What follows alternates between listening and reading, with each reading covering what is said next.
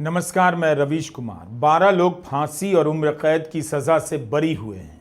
करीब 19 साल तक बिना जमानत के जेल में रहने के बाद बरी होने की खुशी क्या वाकई इंसाफ की जीत हो सकती है? कोर्ट ने कहा है, बॉम्बे हाई कोर्ट ने, एक भी सबूत ऐसा नहीं था जो यह संतुष्ट करता हो कि 2006 के बम धमाकों में इनमें से किसी की भी भूमिका थी। क्या इतना आसान है किसी को उठाकर आतंक के केस में 18 साल 19 साल तक जेल में डाल देना, सजा से पहले उन्हें आतंकवादी बना देना? आगे बढ़ने से पहले हम उन वकीलों के नाम लेना चाहते हैं जिन्होंने इस केस को लड़ा है। आसान नहीं होगा इनके लिए।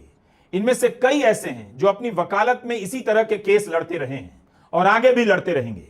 हाईकोर्ट के retired chief justice S Muralidhar, Nitya Ramakrishnan, S Nagamuthu, Yug Mohit Chaudhary, पायोशी Roy, गौरव भवनानी, आदित्य मेहता, हसन निजामी, स्तुति रॉय, इशरत अली खान आतंक के कहीं से पकड़ कर ले आती है और एक सबूत नहीं पेश कर पाई। हम इस पुलिस पर इतना भरोसा करते हैं कि इसकी गिरफ्तारियों और गिरफ्तार किए गए लोगों के नाम और धर्म को लेकर आपस में लड़ने लग जाते हैं। जो पुलिस 19 साल तक किसी को जेल में रखकर एक ढंग का सबूत पेश नहीं कर पाई, इसी लेवल के चालाक अधिकारी होते हैं अक्सर, जिनकी बात पर media breaking news, exclusive news के नाम पर दिखाता है, चलाता है। किस बात के लिए मुंबई पुलिस की इतनी तारीफ होती है? क्या इसी के लिए कि 44,500 पन्नों का दस्तावेज तैयार करें, किसी को 19 साल तक बिना जमानत के जेल में रखें और एक सबूत ना पेश कर पाएं जिससे अदालत को लगे कि इनका दोष है, इनकी भूमिका है? मुंबई बम धमाकों के आरोप में 19 साल तक जिन 12 लोगों को जेलों में बंद रखा गया, इनमें से कोई इंजीनियर है, कोई डॉक्टर है, किसी की दुकान थी, किसी का परिवार था, इन सब की जिंदगी तबाह हो गई। इन 19 वर्षों में इन आतंकी हमलों को लेकर भारत की राजनीति कितनी बदल गई।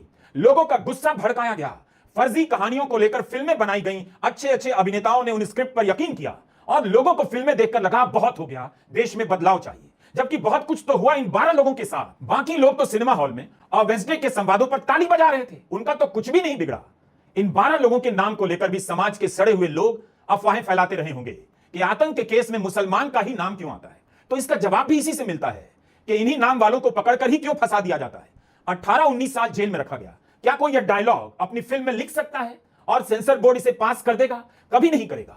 मुंबई के तत्कालीन पुलिस कमिश्नर एन रॉय का कुछ भी नहीं बिगड़ा होगा। 44,500 पन्नों का दस्तावेज तैयार करने वालों का भी कुछ नहीं बिगड़ा होगा। लेकिन इन नाम वालों की पूरी जिंदगी तबाह हो गई।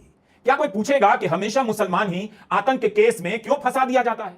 कोई व्हाट्सएप अंकिल अपने ग्रुप में इस डायलॉग को शेयर करेगा? यह केस बता रहा है कि हमारा सिस्टम सड़ गया है, सांप्रदायिक तो हो ही गया है। किसी को भी किसी भी केस में फंसाकर 20-20 साल तक जेल में रखा जा सकता है।